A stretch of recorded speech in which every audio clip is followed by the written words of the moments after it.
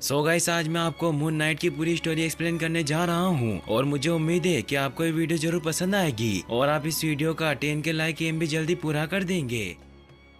इस कहानी की शुरुआत में हमें आर्थर एरो नाम के एक आदमी को दिखाया जाता है जो एक साहिबान में रहता था। वो एक कांच के गिलास से पानी पीकर उसे अपने स्टाफ की मदद से तोड़ देता है। फिर वो उन टुकड़ों को अपने जूतों में भरकर पहन लेता है क्योंकि आर्थर इजिप्शियन देवी एमिट को पूजा करता था, इसीलिए उनके प्रति अपने विश्वास को दिखाने के लिए कांच को अपने पैरों में रखकर रक्त बलिदान किया करता है। वहीं फिर हमें इस कहानी के मेन कैरेक्टर स्टीवन ग्रांट नाम के आदमी को दिखाया जाता है जिसे लगता है कि उसे नींद की बीमारी है क्योंकि जब भी उसकी आँख खुलती थी तो अजीबो गरीब जगह पर होता था, इसीलिए अपने पैरों में पट्टा बांधकर सोता है और चारों तरफ रेत बिछा दिया करता था। यहाँ तक कि वो अपने गेट पर भी टेप लगाया करता है ताकि उसे पता चल सके कि वो नींद में कहीं बाहर नहीं गया है। स्टीवन का कोई दोस्त नहीं होता, सिर्फ उसके पास एक गोल्ड फिश होती है जिसे उसने हाल ही में खरीदा था, इसीलिए उसका एक ही पर था। स्टीवन अपनी माँ से बात करता है और उन्हें अपने हालचाल बताता है कि हर दिन सुबह जब उसकी आँख खुलती है तो उसे ऐसा लगता है जैसे उसे किसी ने कोड दिया हो। फिर वो अपने काम पर निकल जाता है क्योंकि वो ब्रिटिश म्यूजियम के गिफ्ट शॉप में काम किया करता था। वो जब म्यूजियम पहुंचता है तो देखता है कि एक लड़की गीजा के पिरामिड के मॉडल में कचरा डाल रही है, तो उसे ऐसा करने से मना करता है और उसे एक इजिप्शियन ताबूत दिखाकर बताता है कि पुराने मिस्र के लोग एक हुक को नाक में घुसेड़कर सारे ऑर्गन बाहर निकाल लिया करते थे, सिर्फ वो दिल को ही बॉडी में छोड़ते थे क्योंकि वो मानते थे कि परलोक में इंसाफ साफ दिल देखकर ही किया जाएगा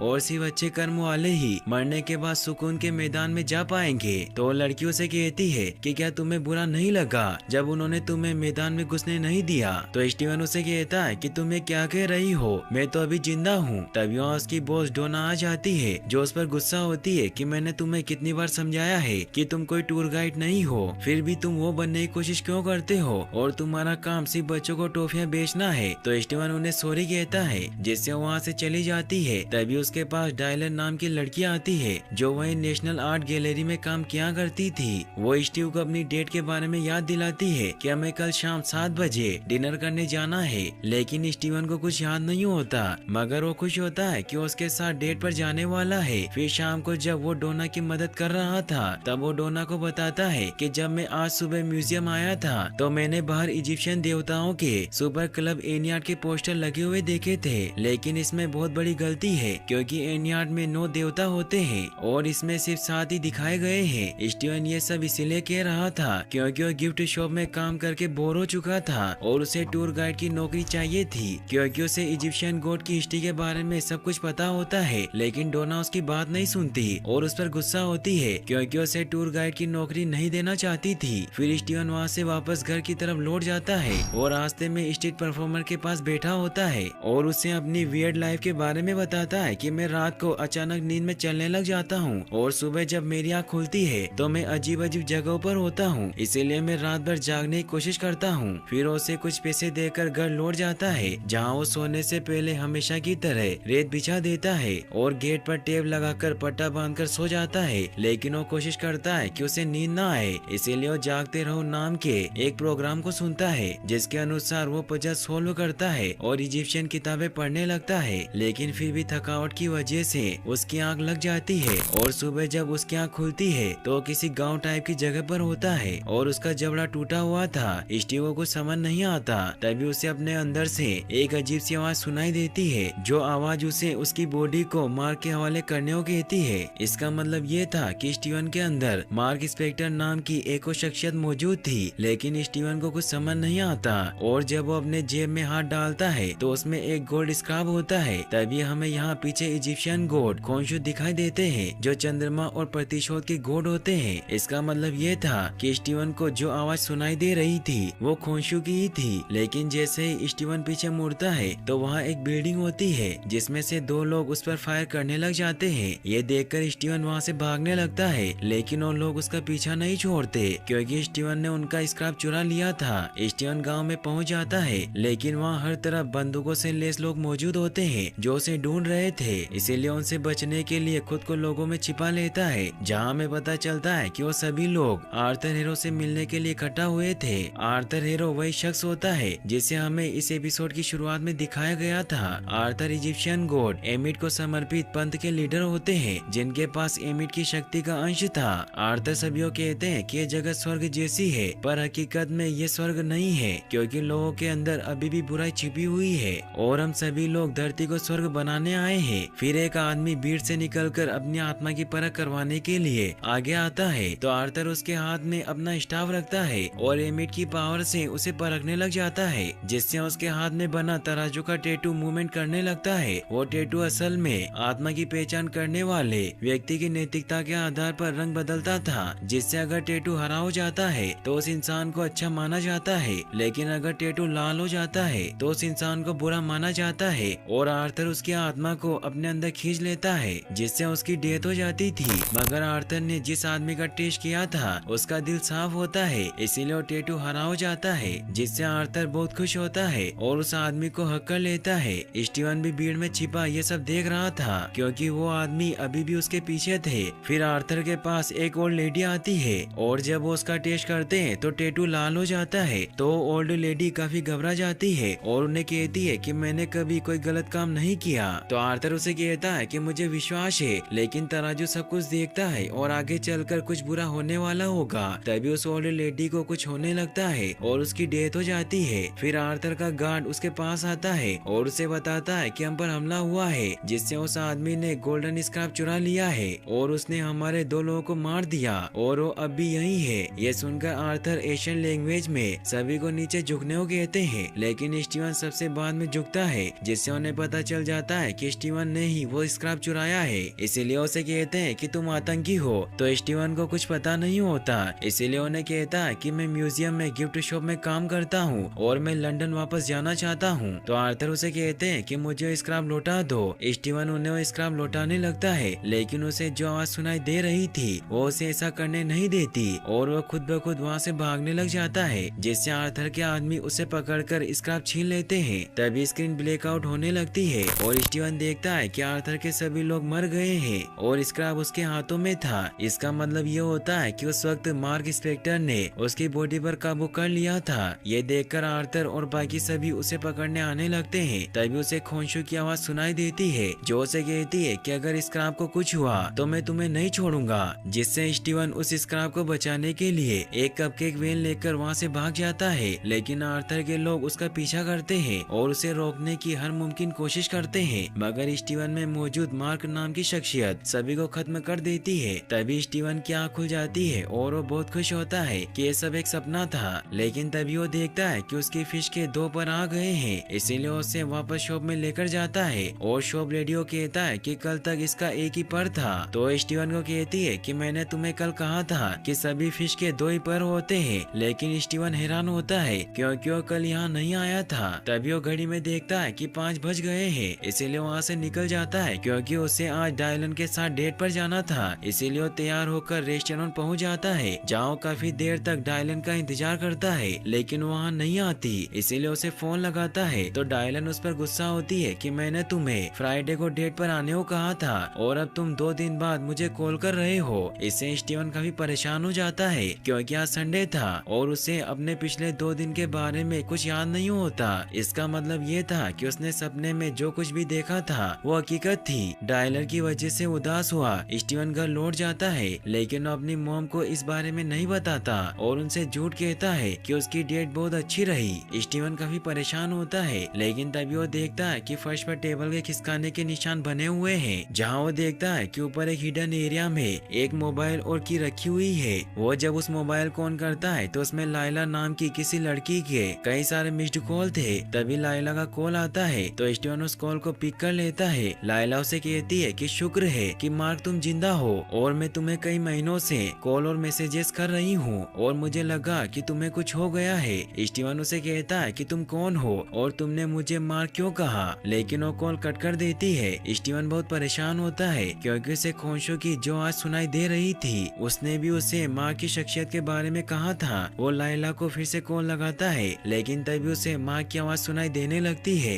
लेकिन उसे लगता है कि कोई उसके साथ मजाक कर रहा है, इसीलिए वो वॉशरूम की तरफ जाता है, लेकिन वहाँ कोई नहीं होता, मगर उसे शीशे में खुद की एक अलग ही शख्सियत नजर आती है। स्टीवन परेशान होता है, तभी वहाँ लाइट ब्लिंक करने लगती है और सभी चीजें नीचे गिरने लग जाती है, इसीलिए स्टीवन वहाँ से लिफ्ट की तरफ भागता है, लेकिन तभी उसे इजिप्शियन गॉड खोंशू नजर आते हैं जो उसकी तरफ बढ़ रहे थे, लेकिन वो अचानक बस में पहुंच जाता है। सभी उसकी वियर्ड हरकतें देख उसे पागल समझते हैं, लेकिन स्टीव को खोंशू दिखाई देते हैं, लेकिन अचानक वो कहीं गायब हो जाते हैं। फिर स्टीवन जब स्टॉप पर उतरता है तो उसे बस में आर्थर हेरो भी दिखाई देता है, जिससे वो और ज्यादा डर जाता है और वो म्यूजियम आकर सिक्योरिटी ऑफिसर जेबीओ कहता है कि कोई मेरा पीछा कर रहा है, इसीलिए तुम किसी को अंदर आने मत देना। लेकिन जेबीओ से कहता है कि ये म्यूजियम है, इसीलिए मैं किसी को नहीं रोक सकता। फिर स्टीवन जब अंदर आता है तो वो देखता है कि आर्थर भी वहाँ आ गया था। आर्थर उसे कहता है कि मुझे लगा कि तुमने झूठ कहा कि तुम यहाँ काम करते हो। स्टीवन उससे काफी डर जाता है क्योंकि उसने वहाँ एक ओल्ड लेडी को जान से मार दिया था, इसीलिए वो सभी को वहाँ उसे आर्थर से बचाने को कहता है, लेकिन सभी के हाथ में एमिट के निशान थे। इसका मतलब ये था कि वो भी एमिट को मानते थे। आर्थर उसे कहता है कि वो स्क्रैप मेरा नहीं है, वो एमिट का है, इसीलिए वो मुझे दे दो। और वो उसे एमिट के बारे में बताते हैं कि वो एक इजिप्शियन देवी है और ये पापियों की पहली यमराज थी जो हमारे उम्र भर के कर्म देखकर हमारा इंसाफ करती है और उन्हें सब कुछ पता है जो हमने किया है और हम करने वाले हैं। स्टीवन काफी डर जाता है, लेकिन कोई उसे वहाँ से जाने नहीं देता। आर्थर स्टीवन को कहता है कि अगर आज एमिट आजाद होती तो हिटलर ने जो जुर्म किए वो कभी नहीं कर पाता और न ही कोई आतंकवादी पैदा होता जिससे बुराई पूरी तरह खत्म हो जाती, लेकिन उन्हें उनके साथी देवताओं ने धोखा दिया। तो स्टीवन उनसे पूछता है कि आप क्या करना चाहते हैं। तो आर्थर उसे कहता है कि मैं तुम्हारी मदद करना चाहता हूँ क्योंकि मुझे पता है कि कोई आवाज तुम्हें परेशान कर रही है। फिर वो एमिट के जादू की मदद से वो स्टीवन की नैतिकता को चेक करने लगता है, लेकिन उसका टैटू अपना रंग नहीं बदलता। इसका मतलब ये होता है कि स्टीवन का फ्यूचर डिसाइड नहीं था और आर्थर उसे कहते हैं कि तुम में एक अनिश है। स्टीवन वहाँ से चला जाता है और आर्थर भी उसे वहाँ से जाने देता है। रात को स्टीवन म्यूजियम में काम कर रहा होता है क्योंकि वो कुछ दिनों से म्यूजियम लेट आता था, इसीलिए डोना ने उसे ओवर टाइम काम करने की सजा दी थी। तभी म्यूजियम की लाइट बंद हो जाती है और वो घर जाने लगता है। तभी उसे अजीब सी आवाजें सुनाई देती है, इसीलिए वो अंदर जाता है क्योंकि उसे लगता है कि अंदर कोई डॉग घुस आया है, लेकिन वहाँ एक क्रिएचर होता है जो उसका शिकार करने आया था। ये देखकर स्टीवन काफी डर जाता है। तभी उसे आर्थर की आवाज सुनाई देने लगती है जो स्टीवन से कहता है कि मुझे स्क्रैप दे दो और उसके बदले में तुम्हारी जान बख्श दूंगा। वो क्रिएचर स्टीवन के पीछे पड़ जाता है और स्टीवन उससे बचता हुआ भागने लगता है और वो खुद को वॉशरूम में बंद कर लेता है। स्टीवन को वहाँ मार की आवाज सुनाई देने लगती है और वो उसे कहता है कि मैं तुम्हें बचा सकता हूँ, लेकिन तुम इस बार मेरे खिलाफ मत जाना और इसके लिए तुम्हें खुद को मुझे सौंपना होगा। लेकिन स्टीवन उसे मना कर देता है। तो मार्क उसे कहता है कि वो क्रिएचर गेट तोड़ने वाला है, इसीलिए हमारे पास वक्त नहीं है। तो स्टीवन काफी डर जाता है और उसे लगता है कि वो सपना देख रहा है, इसीलिए वो खुद को चाटे मारने लगता है, लेकिन ये सब असली था। मार्क उसे कहता है कि तुम्हें कुछ नहीं होगा, मुझे हमें बचाने दो। तो स्टीवन मान जाता है। तभी स्टीवन को कुछ होने लगता है और वो क्रिएचर भी अंदर आ जाता है, लेकिन लड़ाई में स्टीवन मार्क की वजह से मून नाइट में बदल जाता है और यहाँ फाइनली हम मून नाइट को देख पाते हैं जो उस क्रिएचर को बेरहमी से मारकर खत्म कर देता है। फिर दिखाया जाता है कि अगले दिन जब स्टीवन की आँख खुलती है तो बहुत डरा हुआ होता है। उसे लगता है कि म्यूजियम में जो कुछ भी हुआ वो एक सपना था, इसीलिए वो रिफ्लेक्शन में मार्क को बुलाने की कोशिश करता है, लेकिन मार्क उसके सामने नहीं आता। फिर वो तैयार होकर म्यूजियम जाता है जहाँ वो देखता है कि मार्क ने रात को जो तोड़फोड़ की थी उसकी सफाई का काम चल रहा है। जेबी रात की सीसीटीवी फुटेज देखने जाता है तो स्टीवन उसे बताता है कि तुम जो कुछ भी देखने वाले हो वो बहुत भयानक होने वाला है, इसीलिए तुम उसे देखकर डर मत जाना, बस ये सोचना कि ये कोई हॉरर फिल्म है। फिर जेबी जब रात की सीसीटीवी फुटेज देखता है तो उसमें कोई जेकल नहीं होता, सिर्फ उसमें स्टीवन नजर आ रहा था, जिससे उसे लगता है कि स्टीवन ने सारी तोड़फोड़ की है। स्टीवन उसे बताता है कि मेरे पीछे एक बहुत बड़ा इजिप्शियन जेकल पड़ा था, लेकिन वो उसकी बात नहीं सुनता और सभी को लगता है कि स्टीवन पागल हो गया है क्योंकि बहुत दिनों से स्टीवन का बर्ताव बदल गया था, जिससे उसे जॉब से निकाल दिया जाता है। स्टीवन काफी उदास होता है और वो स्ट्रीट परफॉर्मर के पास बैठा उसे सब कुछ बताता है कि मुझे मेरे फ्लैट में कुछ अजीब चीजें मिली है। इससे स्टीवन को आइडिया आता है कि उसे जो चाबी मिली थी वो उससे लॉकर को ढूंढ सकता है, इसीलिए उस चाबी पर बने लोगों की लॉकर कंपनी में पहुंचता है, जहां स्टीवन गार्ड से कहता है कि मैं मेरा स्टोरेज लॉकर ढूंढ रहा हूं, जो कि स्टीवन ग्रांट या फिर मार्क के नाम पर होगा।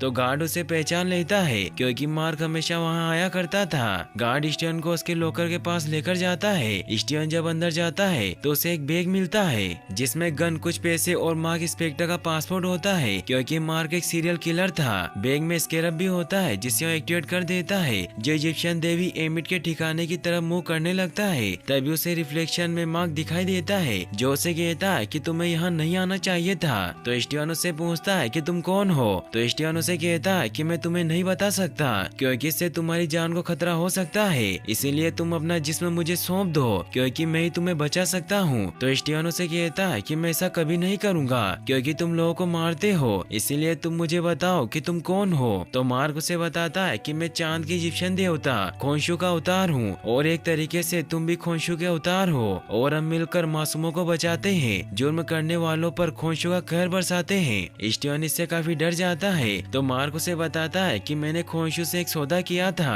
कि तुम मेरे काम में दखल नहीं दोगे, इसीलिए तुम मुझे अपना जिस्म सौंप दो ताकि मैं अपना काम खत्म कर सकूं, फिर मैं तुम्हें कभी तंग नहीं करूंगा। तो स्टीवन कहता है कि मैं इस बैग को पुलिस को दे दूंगा ताकि तुम किसी और को ना मार सको।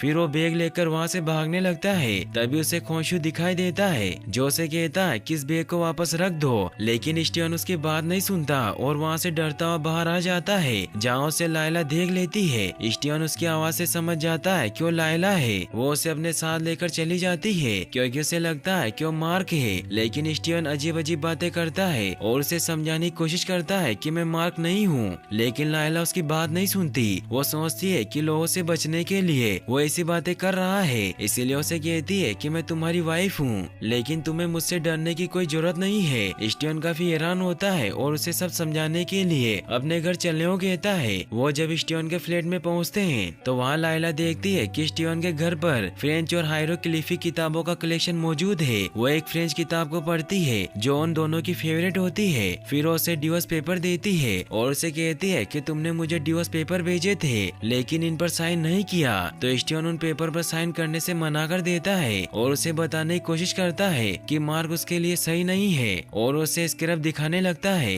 लेकिन तभी उसे मार्क नजर आता है, जो उसे कहता है कि उसे स्केरब मत दिखाना, वरना आर्थर उसके पीछे पड़ जाएगा, जिससे लायला की जान जा सकती है। ये सुनकर स्टीवन उससे स्केरब छिपाने लगता है, लेकिन लायला उसे धक्का देकर वो स्केरब देख लेती है और उसे कहती है कि एमिट का ठिकाना दिखाने वाला स्केरब है, जिसके लिए हम साथ मिलकर लड़े थे। और उसे लगता है कि मार्क स्टीवन बनने का नाटक कर रहा है ताकि उसे स्केरब के बारे में पता न चले। तो स्टीवन उसे कहता है कि मुझे स्केरब नहीं चाहिए, क्योंकि मैं मार्क नहीं हूँ, मैं स्टीवन ग्रांट हूँ, जो पहले गिफ्ट शॉप में काम करता था, और मेरी जान खतरे में है, और शायद सिर्फ तुम ही मेरी मदद कर सकती हो। तो लायला उसे कहती है कि क्या तुम्हें सच में कुछ याद नहीं है कि हम इसे क्यों ढूंढ रहे थे। तो स्टीवन उसे कहता है कि मुझे कुछ याद नहीं है। तभी पुलिस वहाँ आ जाती है। स्टीवन लायला को कहता है कि वो मुझे पकड़ने आए हैं क्योंकि मैंने टॉयलेट में तोड़फोड़ की थी। वो जब गेट खोलता है तो पुलिस ऑफिसर अंदर आ जाते हैं, जो उसके घर में छानबीन करने लगते हैं, क्योंकि उन्हें वहाँ आर्थर ने स्केरब लेने भेजा था। लेकिन लायला स्केरब लेकर खिड़की से बाहर चली जाती है, जिससे उसे नहीं ढूंढ पाते। स्टीवन उन्हें बताता है कि मेरी म्यूजियम वालों से बात हो गई है,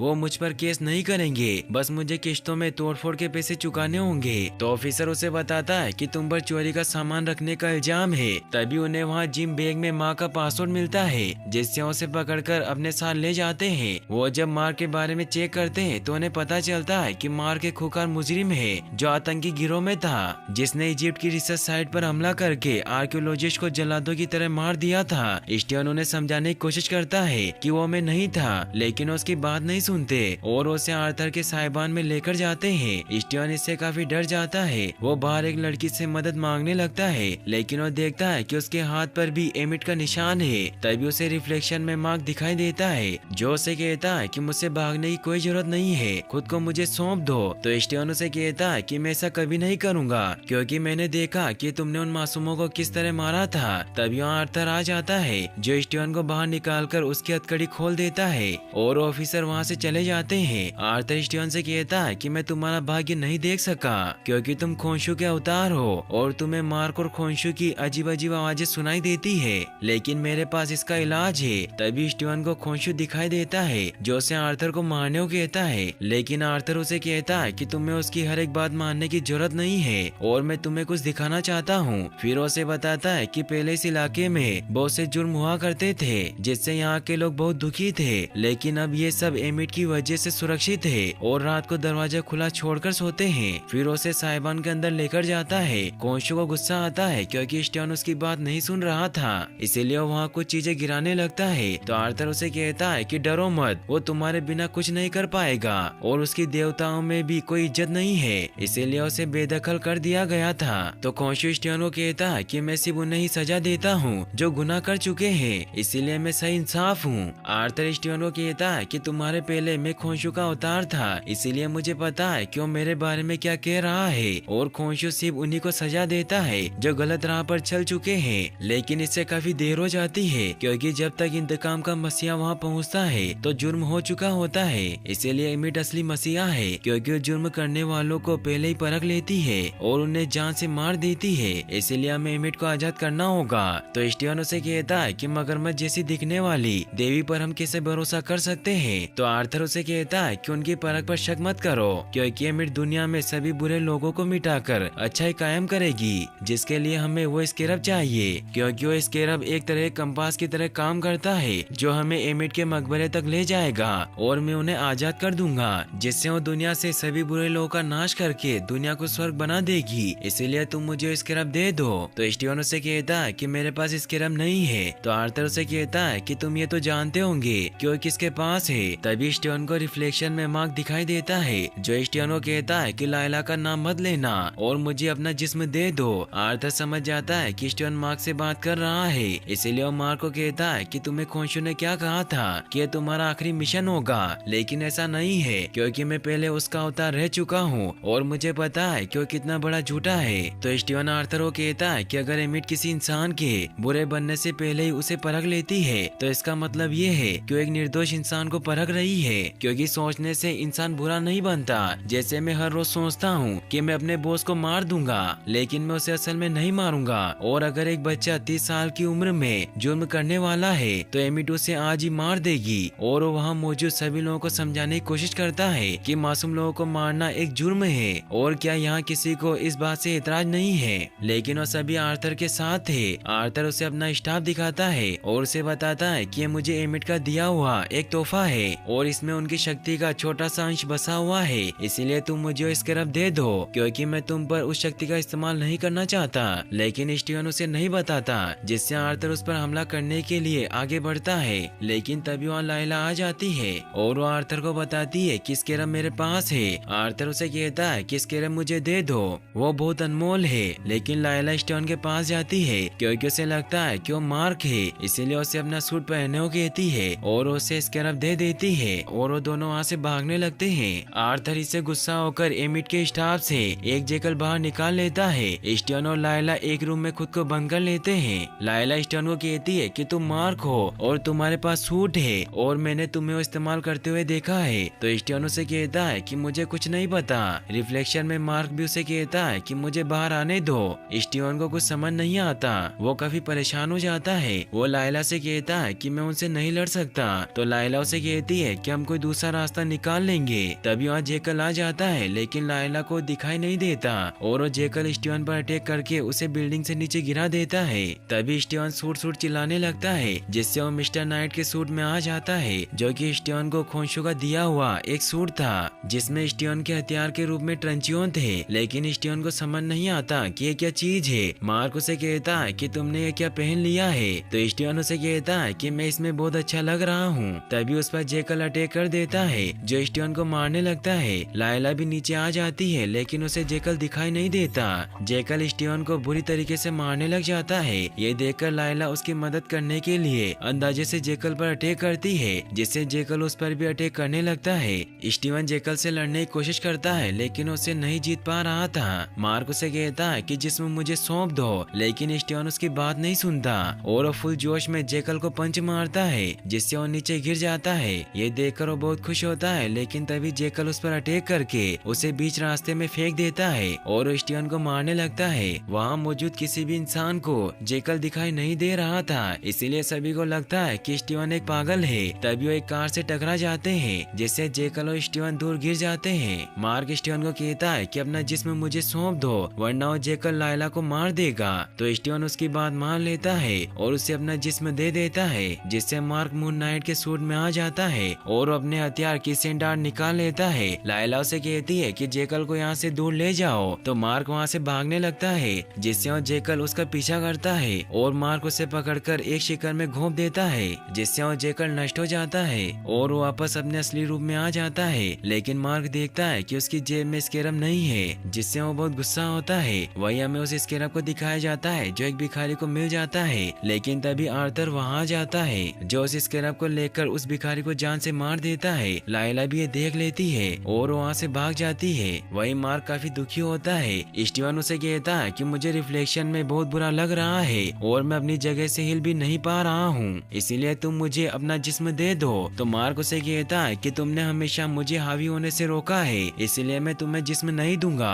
और तुम बिना मेरी इजाजत के जिस्म नहीं ले सकते। तो स्टीवन उसे कहता है कि तुम ऐसा नहीं कर सकते, तुमने मेरी जिंदगी बर्बाद कर दी है और तुम्हारी वजह से मेरी जॉब चली गई। तो मार्क उसे कहता है कि जब काम पूरा हो जाएगा, जब मैं तुम्हारा कर्जा चुका दूंगा और तुम्हारी जिंदगी से पूरी तरह से गायब हो जाऊंगा और आज खोशू की बदौलत ही हम जिंदा हैं, मगर इसके लिए मुझे उनका हर एक हुक्म मानना पड़ता है। तो स्टीवन उसे कहता है कि खून तुम करते हो और इल्जाम मुझ पर आता है और तुम लायला को भी धोखा दे रहे हो, इसीलिए तुमने उसे अकेला छोड़ दिया। तो मार्क उसे कहता है कि मैं लायला को बचा रहा हूँ क्योंकि खोशू की उस पर नजर है और उसे अपना अवतार बनाना चाहता है और मैं ऐसा होने नहीं दे सकता क्योंकि इसमें बहुत खतरा है। तो स्टीवन उसे कहता है कि तुम झूठे हो और वो मार्क की बात नहीं सुनता, जिससे मार्क को बहुत गुस्सा आता है और वो ग्लास को तोड़ देता है। तभी वहाँ खोशू आ जाता है जो मार्क को कहता है कि तुमने जुबान दी थी कि स्टीवन दखल नहीं देगा। तो मार्क उसे कहता है कि मैं उसे संभाल लूंगा। तो खोशू से कहता है कि मैंने देखा कि तुम ऐसा नहीं कर पाए और हमारा सौदा हुआ था और तुम सौदे को बदल नहीं सकते क्योंकि जब मैंने तुम्हें बचाया था तो तुम एक जिंदा लाश थे, इसीलिए तुम्हारा जिस्म मेरी जागीर है। तो मार्क उसे कहता है कि हम स्केरब ढूंढ लेंगे। तो खोशू से कहता है कि आर्थर स्केरब ले गया है, जिस पर मार्क कहता है कि हम उसे दूसरे तरीके से रोकेंगे और एमिट तक उससे पहले पहुंचेंगे और मैं कुछ भी करके ये मिशन पूरा करके रहूंगा, फिर तुम मुझे आजाद कर देना। तो खोशू से कहता है कि तुम्हें काम करने में मजा आता है और हम एक दूसरे के बिना कुछ नहीं है और अगर तुम्हें इससे एतराज है तो मेरा अगला अवतार तुम्हारी पत्नी होगी और इस बात से तुम्हें एतराज होगा और इजिप्ट जाने के लिए निकल जाते हैं। फिर हमें दिखाया जाता है कि मार्क होटल में बैठा हुआ ड्रिंक कर रहा होता है और जब वो खिड़की खोलता है तो हमें पता चलता है कि वो कायरो आ गया था। वहीं फिर हमें लायला को दिखाया जाता है जो इजिप्ट जाने के लिए अपनी फ्रेंड लेग्रो से जाली पासवर्ड बनवा रही होती है क्योंकि उसे पता था कि मार्क हेरो को रोकने के लिए इजिप्ट के कायरो शहर में गया है। लेग्रो से कहती है कि 10 साल पहले तुमने जो प्राचीन चीजें चुराई थी, क्या तुम्हें उसका कोई डर नहीं है? तो लायला उन्हें कहती है कि मैं चोरी नहीं करती, बस मैं पहले से चुराई हुई चीजों को उनके असली हकदार तक पहुंचा देती हूं और उसके बदले में जो कुछ भी मिलता है उससे गुजारा हो जाता है। तो लेग्रो से कहती है कि तुम्हारी जिन जगहों से यादें जुड़ी हुई है उन जगहों पर मत जाना क्योंकि इससे तुम्हारे पिता की मौत के जख्म हरे हो जाएंगे। तो लायला उनकी बात समझ जाती है और पासपोर्ट लेकर वहाँ से निकल जाती है। वहीं हमें रेगिस्तान में आर्थर हेरो और उसके साथियों को दिखाया जाता है जो स्केरब की मदद से एमिट के ठिकाने की तरफ बढ़ रहे थे और फाइनली उन्हें वो जगह मिल जाती है जहाँ एमिट का मकबरा मौजूद था, जिससे वो सभी बहुत खुश होते हैं और उस जगह पर खुदाई करने की तैयारी स्टार्ट कर देते हैं। तभी वो पुलिस इंस्पेक्टर आर्थर को बताती है कि मार्क इंस्पेक्टर कायरो आ गया है क्योंकि वो हमें ढूंढ रहा है। तो आर्थर उसे कहता है कि मैं जानता हूँ मगर हमें एमिट को आजाद करने से कोई नहीं रोक सकता। वही हमें मार्क को दिखाया जाता है क्योंकि पिछले एपिसोड में मार्क ने स्टीवन को वापस जिस्म नहीं सौंपा था। मार्क एक आदमी के पीछे होता है ताकि वो जान सके कि एमिट का ठिकाना कहाँ है, लेकिन आर्थर के लोग उस आदमी को जान से मार देते हैं। वो मार्क को कहते हैं कि तुम हेरो तक कभी नहीं पहुंच पाओगे और वो तीनों मार्क पर हमला करने लगते हैं, जिससे मार्क और उन तीनों गुंडों के बीच फाइट स्टार्ट हो जाती है। मार्क एक गुंडे को मारने लगता है लेकिन तभी रिफ्लेक्शन में उसे स्टीवन दिखाई देता है जो उसे ऐसा करने से मना करता है। तभी ब्लैकआउट होने की वजह से वो अचानक टैक्सी में आ जाता है। मार्क को कुछ समझ नहीं आता।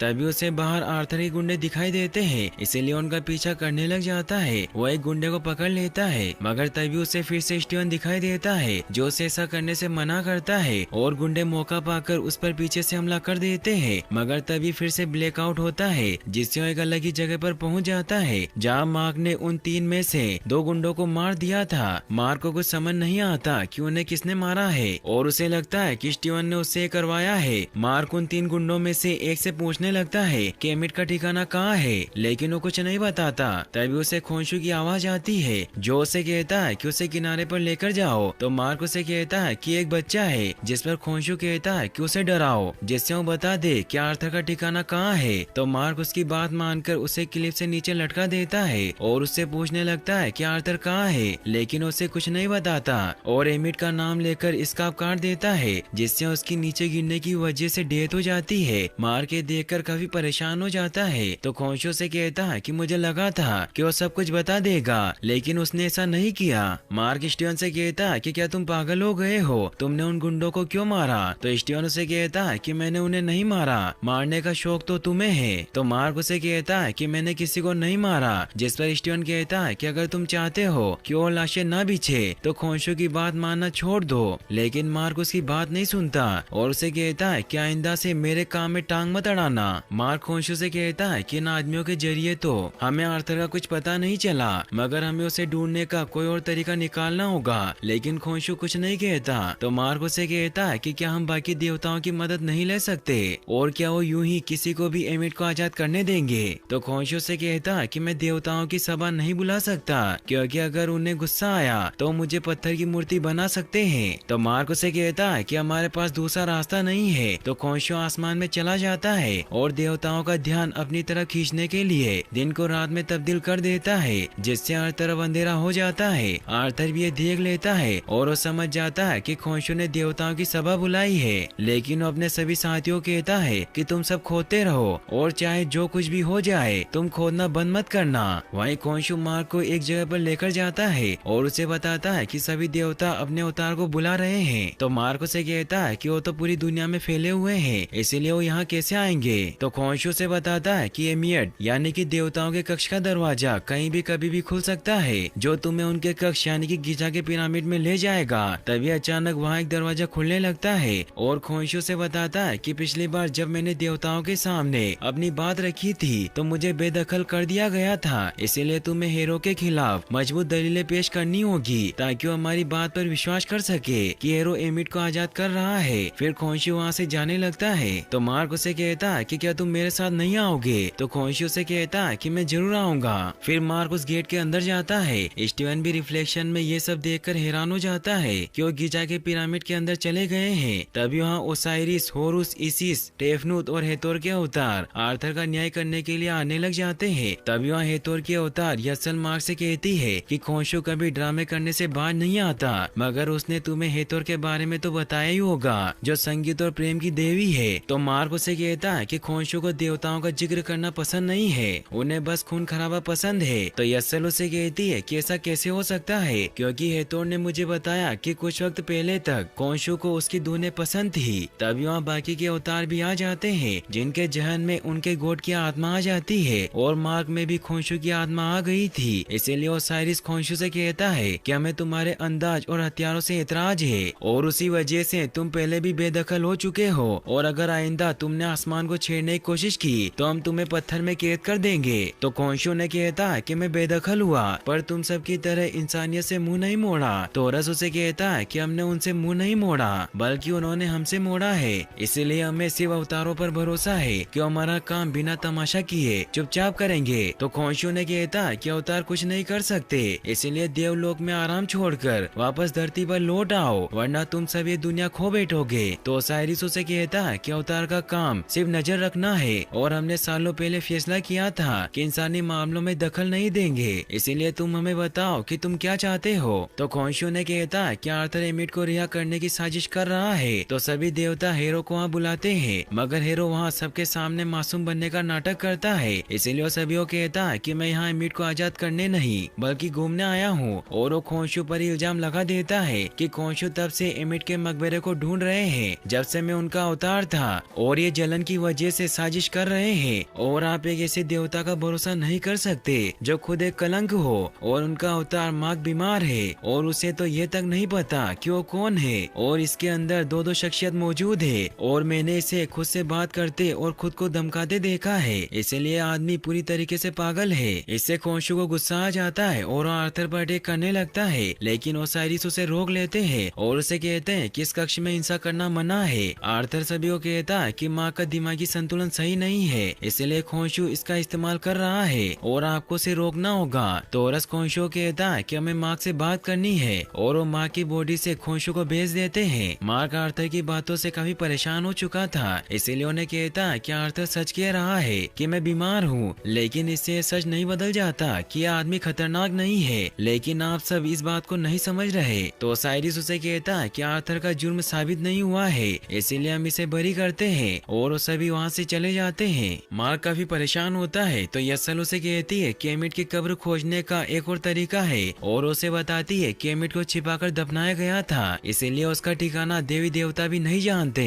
क्योंकि एमिट भक्त हर जगह मौजूद है, इसीलिए उस जगह के बारे में किसी को कुछ नहीं बताया था। सिर्फ सेनफू नाम की एक सिपाही को ही एमिट के मकबरे तक जाने की जानकारी सौंपी गई थी, ताकि जब देवता कभी एमिट को माफ करना चाहे तो उसे वापस ला सके। इसीलिए अगर तुम सेनफू का ताबूत ढूंढ लो तो तुम्हें मकबरा मिल जाएगा। तो मार्क उसे पूछता है कि सेनफू का ताबूत कहाँ मिलेगा, तो यसल उसे बताती है कि किसी ने उस ताबूत को चोरी करके काले बाजार में बेच दिया था, इसीलिए मुझे कुछ पता नहीं है। तो मार्क उस ताबूत की खोज में लग जाता है मगर उसे कुछ पता नहीं चलता। तभी लायला भी उसके पास आ जाती है। मार्क उसे कहता है कि तुम्हें यहाँ नहीं आना चाहिए था। तो लायला उसे कहती है कि मैं जानती हूँ कि तुम क्या ढूंढ रहे हो, इसीलिए तुम मेरे साथ चलो। फिर वो वहाँ से निकल जाते हैं। लायला उसे बताती है कि हम एंटोन मोरगार्ड के पास जा रहे हैं, जिसे पुरानी चीजों का संग्रह करना अच्छा लगता है और पहले वो मेरा दोस्त था। और वो उसे बताती है कि मैं यहाँ तुम्हारे लिए नहीं आई हूँ, बल्कि मैं उन मासूम लोगों के लिए आई हूँ जो एरो का शिकार बन सकते हैं। तो मार्क उससे अपनी गलतियों के लिए माफी मांगता है क्योंकि मार्क ने लायला को नहीं बताया था कि वो यहाँ कायरो आने वाला है। तो लायला उसे कहती है कि तुमने मुझे स्टीवन वाली बात क्यों नहीं बताई, जिस पर मार्क कहता है कि मैं तुम्हें कैसे बताता,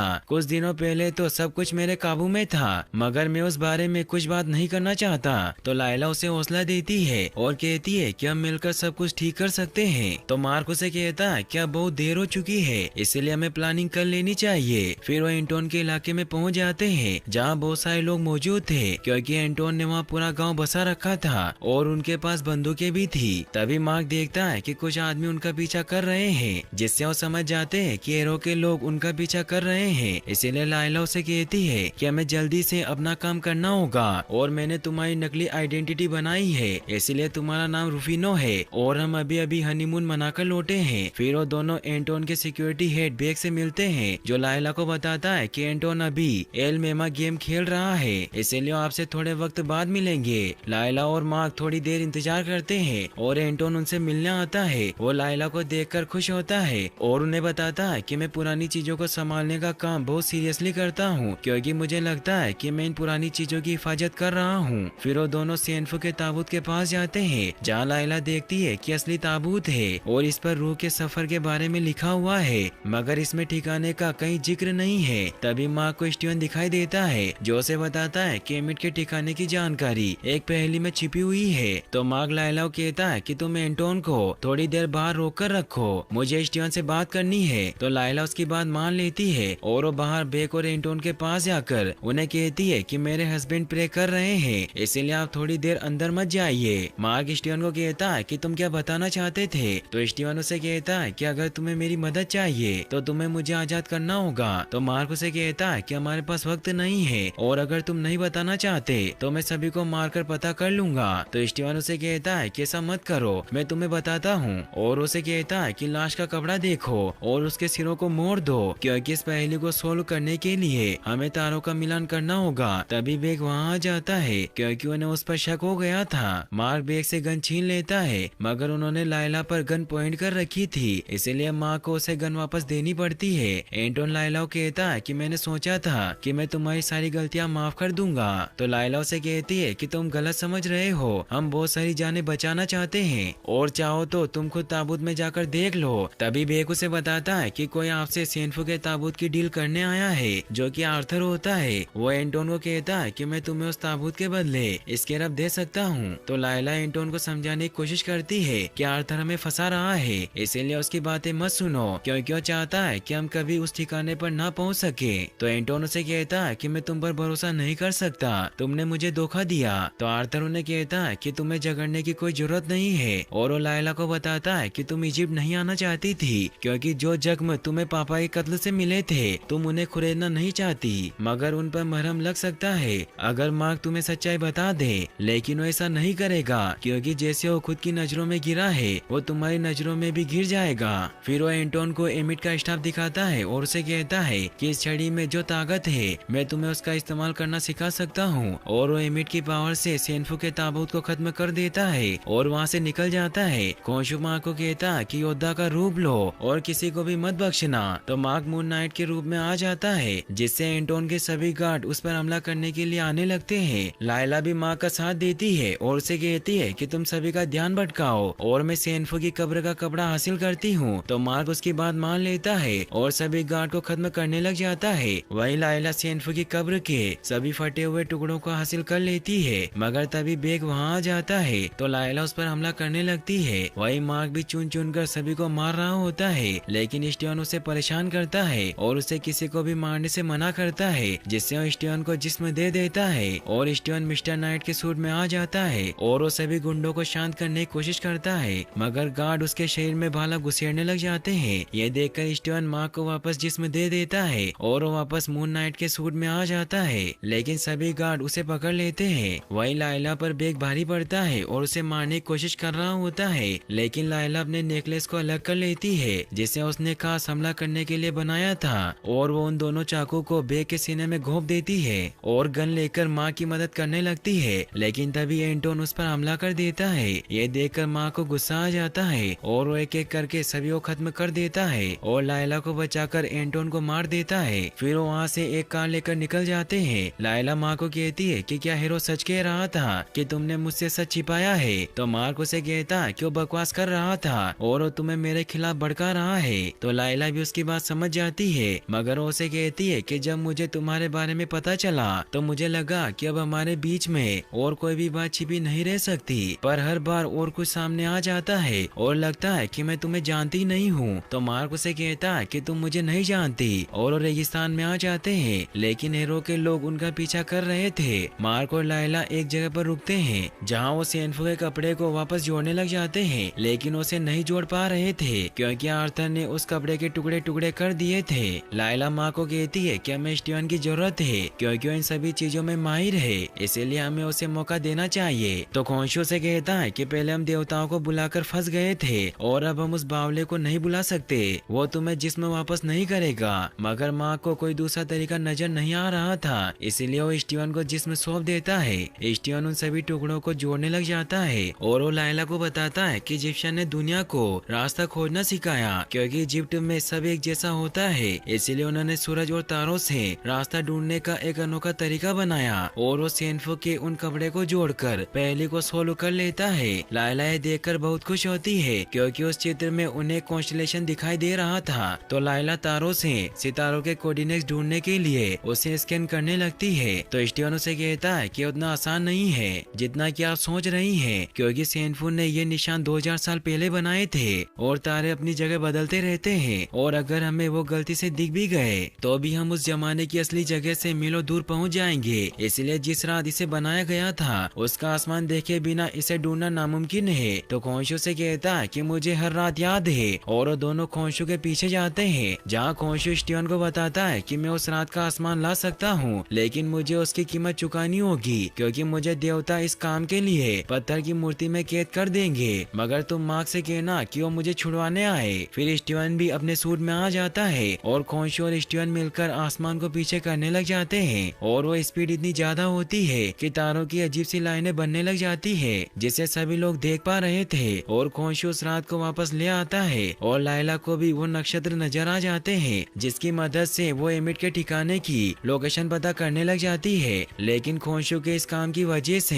देवताओं के कक्ष में 5 देवता खोंशू को पत्थर में तब्दील करने लग जाते हैं, जिससे खोंशू धीरे धीरे गायब होने लगता है, जिससे स्टीवन की ताकत भी धीरे धीरे खत्म हो रही थी। मगर लायला को एमिट की लोकेशन का पता चल जाता है। तभी खोंशू भी पूरी तरीके से पत्थर की मूर्ति बनने की वजह से गायब हो जाता है और इससे स्टीवन भी बेहोश हो जाता है। फिर हमें दिखाया जाता है कि ओसाइरिस का अवतार सेलिम हीरो को देवताओं के चेम्बर में लेकर आता है और उसे कहता है कि तुम खोंशू के बारे में बिल्कुल सही थे और उसने हमारे लिए कोई रास्ता नहीं छोड़ा, इसलिए वो बाकी गुनहगारों की तरह यही कैद रहेगा। तो हीरो खोंशू से अकेले में बात करता है और उसे कहता है कि तुम्हारे हुक्म पर मुझे लोगों को तड़पाने में मजा आता था, लेकिन वो मेरा सबसे बड़ा गुनाह है। मगर तुम मुझे तकलीफ नहीं देते तो मैं समझ ही नहीं पाता कि सुकून की असली अहमियत क्या होती है। इसीलिए मैं वो करूँगा जो तुम कभी नहीं कर पाए, और मेरी जीत के जिम्मेदार तुम होगे, क्योंकि तुम्हारी वजह से ही मैं ऐसा बना हूँ। फिर अगले दिन हमें दिखाया जाता है कि ओसाइरिस का अवतार सेलिम खोंशू की मूर्ति यानी कि उस आबादी को एक कक्ष में लेकर जाता है, जहाँ खोंशू की उस आबादी को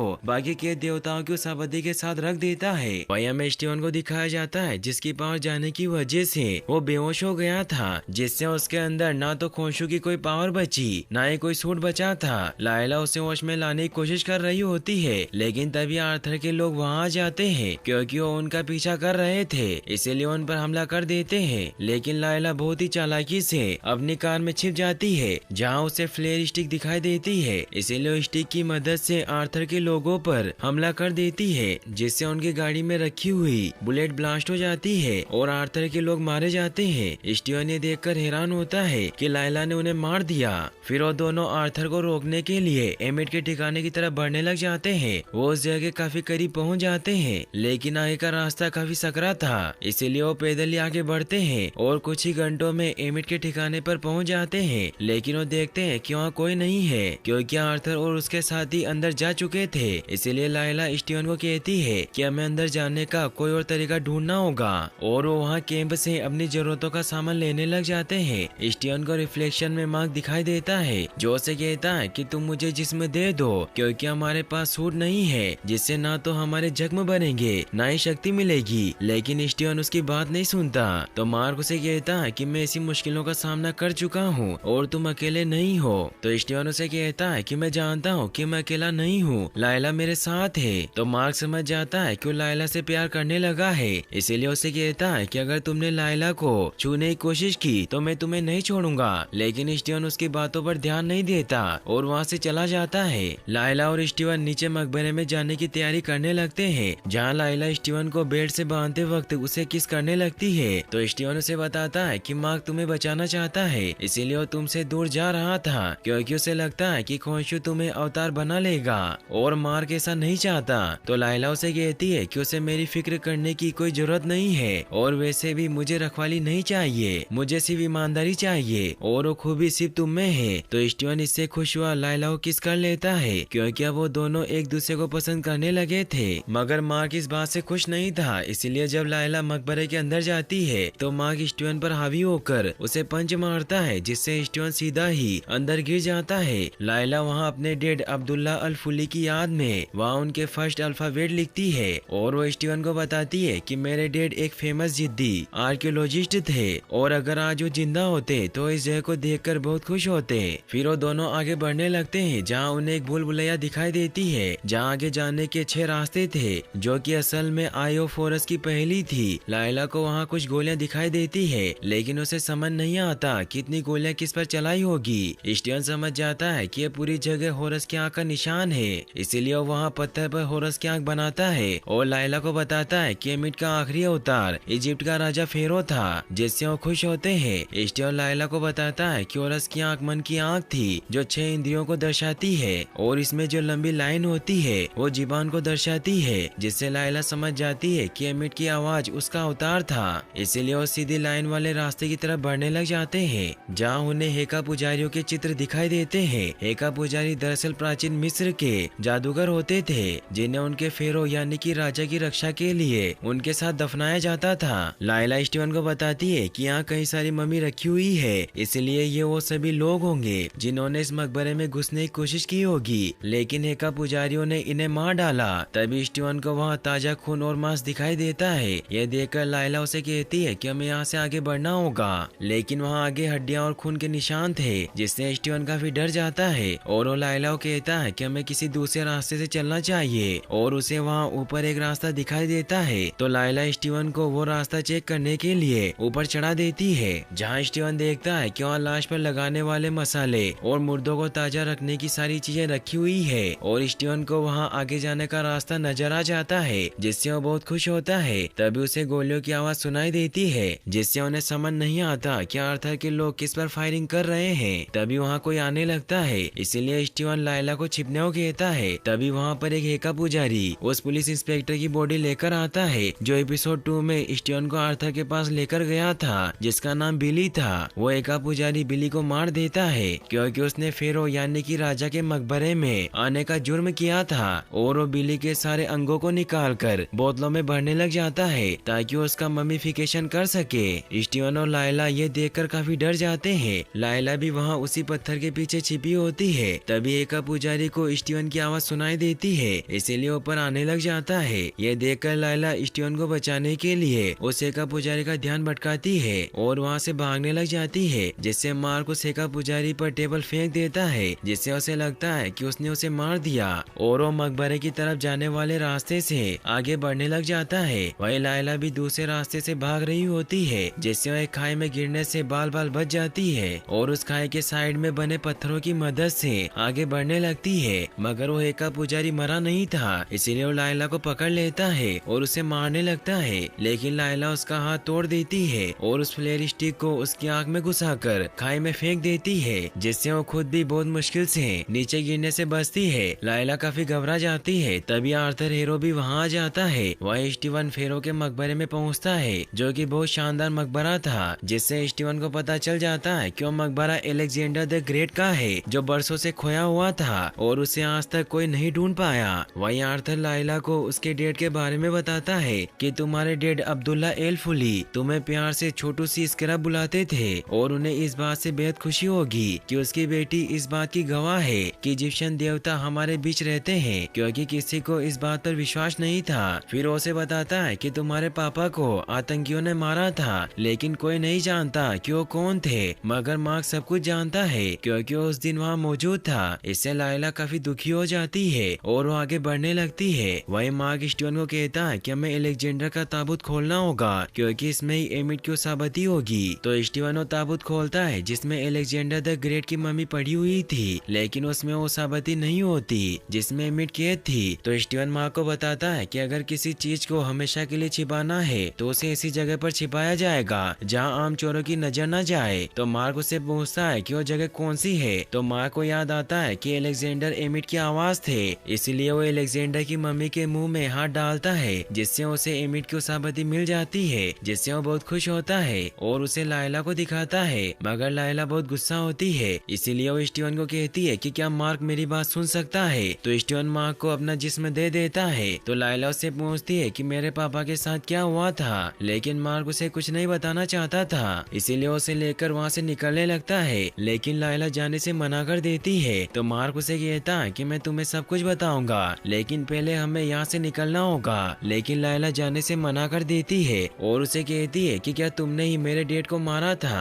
तो मार्क उसे कहता है कि मैंने उन्हें नहीं मारा। तो लायला उसे कहती है कि तुम वहीं मौजूद थे और तुमने देखा था कि उन्हें किसने मारा। तो मार्क उसे बताता है कि मेरे साथी ने लालच में आकर वहाँ मौजूद सभी लोगों को मार डाला और मैंने तुम्हारे पापा को बचाने की कोशिश की थी, पर मैं नहीं बचा पाया। इससे लायला बहुत दुखी हो जाती है और वो मार्क पर गुस्सा करती है और उसे कहती है कि तुम एक कातिल को उनके पास लेकर गए। तो मार्क उसे कहता है कि मैं अपने साथी को वहाँ लेकर गया था, मगर उसने मुझ पर भी हमला किया और उसने मुझे गोली मारी, मगर मैं खोंशू की वजह से बच गया और मैं तुम्हें यह बात कब से बताना चाहता था, लेकिन मुझे कभी हिम्मत नहीं हुई। तभी वहाँ आर्थर और उसके साथी आने लग जाते हैं। तो लायला उसाबती लेकर वहाँ से निकलने का दूसरा रास्ता ढूंढने लग जाती है और मार्क आर्थर के लोगों का सामना करने के लिए तैयार हो जाता है। तभी वहाँ आर्थर अपने साथियों के साथ आ जाता है जिन सब के पास गन होती है, लेकिन मार्क उन पर अटैक करके 3 लोगों को मार देता है। लेकिन तभी आर्थर अपनी पॉकेट में से गन निकालकर मार्क को गोली मार देता है, जिससे मार्क पानी में गिर जाता है। लायला इससे काफी दुखी हो जाती है। मार्क पानी की गहराइयों में समाता चला जाता है, जिससे जब मार्क की आँख खुलती है तो एक साइकियाट्रिक हॉस्पिटल में होता है जहाँ वो सभी इंसान होते हैं जिन्हें मार्क जानता था, यहाँ तक कि वहाँ वो इंसान भी होते हैं जो मार्क के सामने मारे गए थे।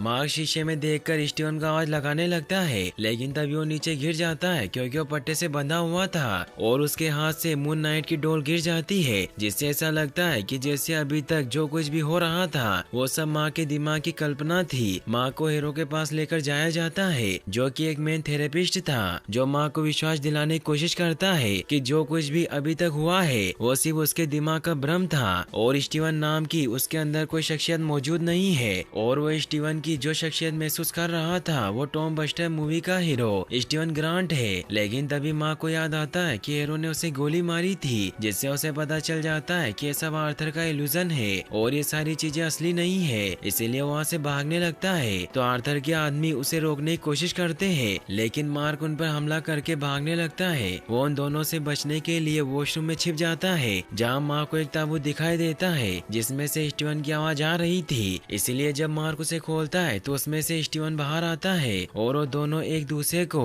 अलग अलग बॉडी में देखकर बहुत खुश होते हैं और एक दूसरे को गले लगा लेते हैं। मार्क स्टीवन से कहता है कि क्या तुम्हें याद है कि आखिरी बार क्या हुआ था? तो स्टीवन उसे कहता है कि हीरो ने हमें गोली मारी थी, जिससे मार्क खुश होता है कि उन दोनों को सब याद है और ये जगह आर्थर का बनाया गया एक जाल है। इसीलिए वहाँ से भागने लगते हैं, जहाँ उन्हें एक और ताबूत दिखाई देता है, क्योंकि स्टीवन के अंदर मार्क के अलावा एक और शख्सियत मौजूद थी, जिससे हमें वो ब्लैकआउट सीन दिखाए जाते थे जिसमें मार्क लोगों को मार देता था। लेकिन मार्क उस ताबूत पर ध्यान नहीं देता और आगे बढ़ जाता है। तभी वहाँ इजिप्शियन देवी तवरेत आ जाती है, जो कि हिप्पो की तरह दिखाई दे रही थी, और जब वो उन्हें हाई कहती है तो काफी डर जाते हैं और डरने की वजह से मार्क अपनी इमेजिनेशन में हीरो के सामने पहुंच जाता है, जहाँ हीरो से विश्वास दिलाने की कोशिश करता है कि तुम मरे नहीं हो और न ही तुम किसी गोट के अवतार हो, बस ये सब तुम्हारे दिमाग की कल्पना है और हकीकत में तुम शिकागो के मेंटल हॉस्पिटल में हो, जहाँ का डॉक्टर मैं हूँ और तुम बहुत जल्द ठीक हो जाओगे।